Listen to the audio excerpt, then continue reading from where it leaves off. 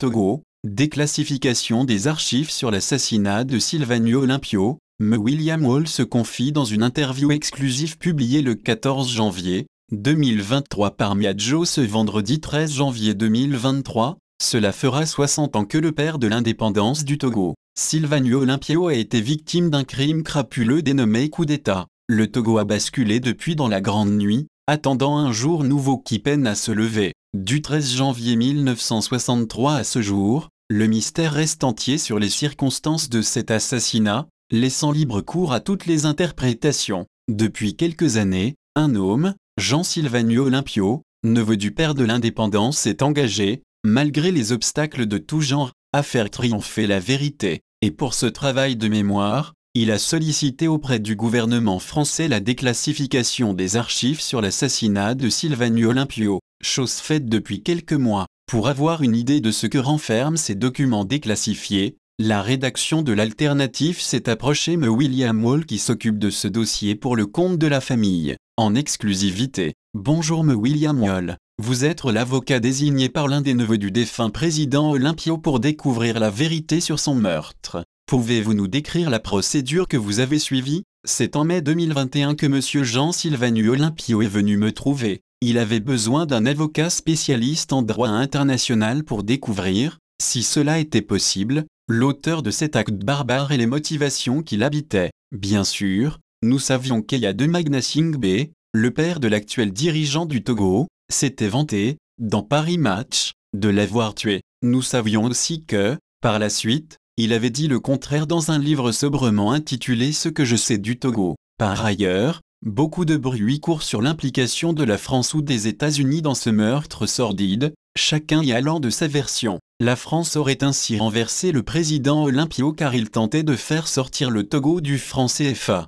Il était donc temps d'interroger l'histoire et donc les archives conservées par la France dont les diplomates sur le terrain, quelle que soit leur implication dans ces événements, avaient nécessairement livré leur version des faits à leurs autorités de tutelle. Dans un premier temps, nous avons interrogé une première fois le ministère des Affaires étrangères français pour savoir s'il existait des archives relatives au coup d'État de 1963 et où elles se trouvaient. Puis, dans un second temps, nous en avons demandé copie. Le résultat est édifiant et finalement va à l'encontre des préjugés qui étaient les nôtres. Ces archives déclassifiées proviennent d'où et peut-on avoir une idée du volume de ces documents? Les archives dont nous avons obtenu copie proviennent de 2 sites, Nantes et La Courneuve. En tout, elles comptent quelques 2000 pages. Les informations les plus intéressantes proviennent de Nantes. Elles regroupent les notes prises sur le vif par les diplomates français en poste à Lomé au moment de ce meurtre tragique. Est-ce que ces archives sont en bon état et avez-vous eu le temps nécessaire de les décrypter? Oui, ces archives sont en bon état et même plutôt en excellent état pour des documents en papier qui datent de plus de 60 ans. Certaines sont manuscrites, d'autres dactylographiées. On trouve parfois même des notes manuscrites qui, par après, ont été dactylographiées pour les rendre plus lisibles et mieux les conserver. Monsieur Jean Sylvanio Olympio et moi-même les avons étudiées avec le plus grand soin. Je crois même pouvoir dire que monsieur Olympio les a lus et relus car leur contenu, au-delà de l'intérêt historique qu'ils présentent pour vous ou le peuple togolais, est constitutif de son histoire personnelle. À travers ces archives avons-nous une idée réelle de ce qui s'est passé? La fiabilité de ces archives peut difficilement être mise en doute. Pour soutenir le contraire, il faudrait imaginer que l'État français aurait créé de faux documents qu'il aurait fait insérer au milieu dans les archives officielles pour tromper monsieur Jean Sylvanio Olympio. Certes, les États, démocratiques ou non démocratiques, en sont parfaitement capables, mais il faut qu'ils soient sûrs de ne pas être pris ou,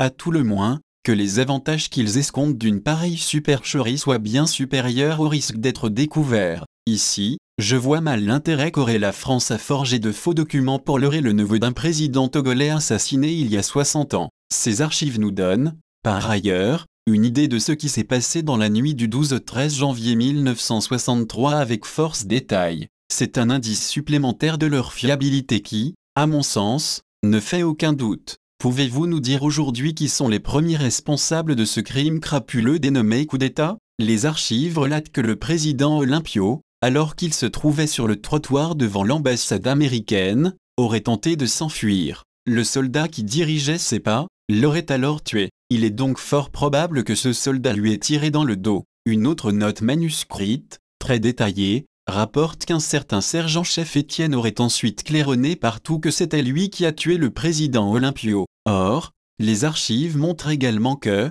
parmi les membres du comité insurrectionnel créé dans la foulée et qui prétendait succéder au président défunt, se trouvait un certain Eddy Maïtienne totalement inconnu à cette époque des diplomates en poste à Lomé. Ce fameux Eddy Maïtienne, ancien sergent-chef de son État, disparaîtra d'ailleurs du devant de la scène togolaise dans les jours suivant ce meurtre avant de réapparaître brutalement en prenant le pouvoir par la force en 1967 sous le nom de Étienne Eyadé Magna Singbe, lorsqu'il faisait la une de la presse française en affirmant qu'il avait tué Silvanio Olympio. L'homme n'avait donc pas menti. Ensuite, il aura voulu arranger son image pour l'histoire en mentant dans son livre, rédigé par un autre que lui-même bien sûr, Ce que je sais du Togo. Ce n'est pas le premier tyran à vouloir, au soir de sa vie, se présenter comme un saint. Reste à interroger les motivations de ce sergent-chef Étienne qui ne prendra le pouvoir que 2 ans plus tard. Certes, l'armée togolaise, à cette époque, n'est plus payée mais le sergent-chef Étienne Eyadé Magna Singbe n'est plus dans l'armée togolaise.